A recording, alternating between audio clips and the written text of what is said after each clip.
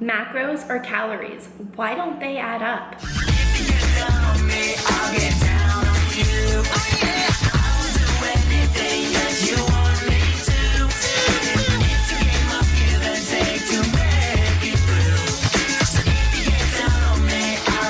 Hola, mi amigo fuerte, and hello, my strong friends.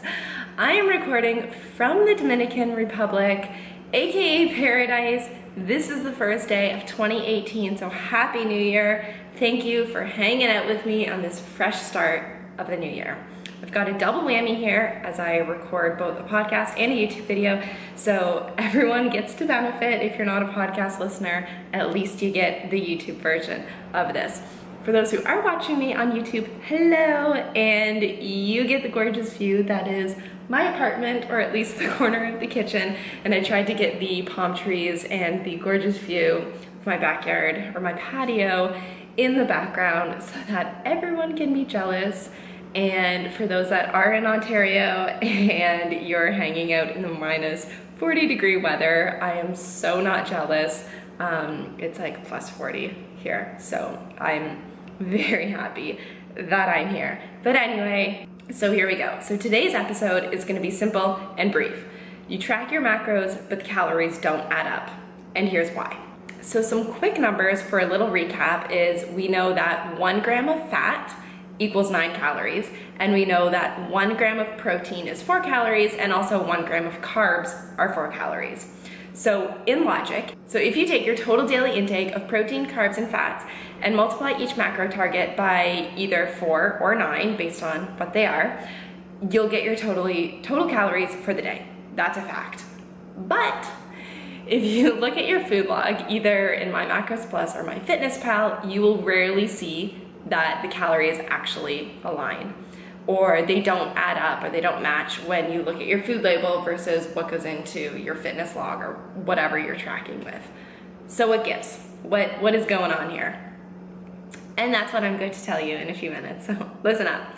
So one question that I get asked a lot when, especially with working with new clients, and more specifically the new clients who are not aware of tracking macros or don't really understand yet what it is, they ask, well, should I be focusing on tracking my calories, or should I work on my macros? And by default, when you track macros, you are actually tracking your calories indirectly. So at the end of the day, when you are tracking macros, you are tracking calories, but we're getting much more specific, and we're focusing on the actual, what makes up the calories itself.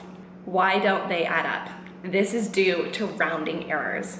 The numbers on the food labels are allowed for a 10 to 20% food error or estimation ratio. We know that not every single chicken breast is going to be the exact same protein content. We know that, let's say a giant bag of flour or some kind of mix is not going to be the exact same, like to the decimal every single time. There's always that little tiny variable. That's always going to happen with anything.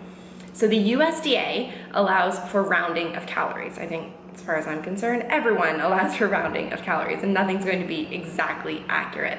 So if a total food or serving size is under 50 calories, they can round down to 5 calories. If something is above 50 calories, they can round up to 10 calories. So there is that buffer and there is that range. So at the end of the day, do not worry about exact calories, especially when we're working together and we're tracking macros. Work on your macros, because calories can be inaccurate and macros are going to be much more accurate, much more specific, and much more realistic with our goals. So I hope this little bit of information was useful for you. I know that I have had this question a lot, whether you should track macros or calories. The fact is you are tracking both when we are doing flexible dieting.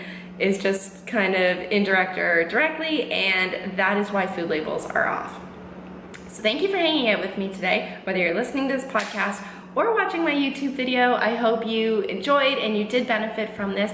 Make sure you are subscribed. You can catch recaps of oh my gosh, of everything, of old podcasts, of new podcasts, of YouTube videos, all on my social media. Go to my YouTube page, go to my website, and you can see old podcasts that I've uploaded. Make sure you subscribe to my newsletters. I did recently just send a new one out for the beginning of the year, and I will catch you guys on the flip side. Have an awesome day, Happy New Year, and we will talk later. Adios, amigos.